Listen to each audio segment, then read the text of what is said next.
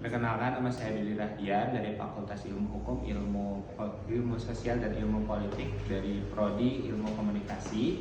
Kali ini saya akan mewawancarai seorang yang berpengalaman dalam bidang pemilihan kepala daerah, yaitu anggota dari kepala daerah buat pemilihan umumnya.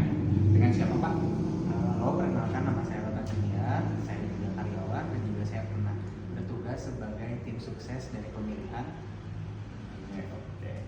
Bapak, untuk yang pertama ini saya mau bertanya, apakah latar belakang Bapak dalam pengalaman di bidang politik melalui kampanye? Apa Bapak pernah mengikuti kampanye sebelumnya? Mengikuti kampanye ada, dan latar belakang saya itu saya bertugas dalam pemasaran dan juga masuk atau terjun di dunia politik juga itu bisa membangun atau misalnya mensukseskan juga di dalam politik. Terus yang kedua, apakah keahlian khusus yang Bapak miliki untuk bermanfaat bagi tim di saat pemilihan? Apakah kemampuan khususnya ada atau tidak? Kalau kemampuan khusus itu dipastikan ada ya, karena kita berkomunikasi dengan banyak masyarakat dan kita juga bakal meraup di mana suara untuk pemilihan secara jujur, terus pemilihan yang berdemokrasi juga. Jadi untuk mengarahkan timnya juga itu dia ada peran khusus, yaitu dimana kita secara berkomunikasi, karena kita mengkomunikasikan bukan satu atau dua orang, tapi ini ke beberapa banyak masyarakat untuk pemilihan di tempat tersebut. Terus pertanyaan yang ketiga, Pak, bagaimana strategi Bapak dalam membangun komunikasi yang efektif dengan masyarakat ketika proses terjadinya pemilihan pemungutan suara? Kalau misalnya itu paling, kalau misalnya saya itu yang pertama kita mengecek atau misalnya mensurvei dulu di lapangan, itu kita bisa mencari kegiatan-kegiatan apa saja sih yang sering dilakukan.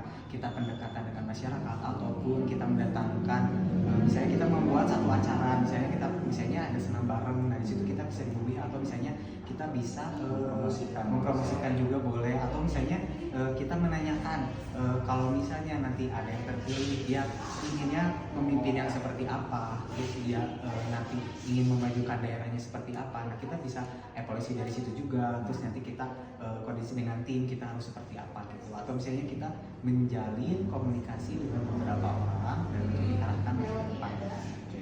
Ini pertanyaan yang keempat, bagaimana pengalaman Bapak dalam mengelola tim dan mencapai target yang dituju dalam sebuah organisasi pemungutan suara di pilkada?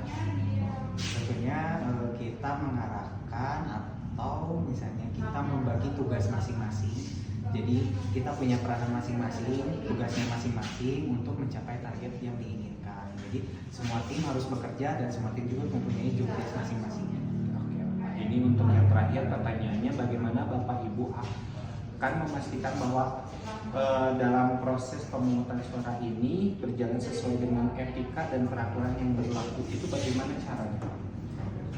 Kalau misalnya dengan cara ya pasti kita selalu mengikuti aturan atau misalnya tatanan yang berlaku, dan pasti kita berkontribusi atau misalnya mengarahkan atau melakukan sesuai dengan jujur dan amanah.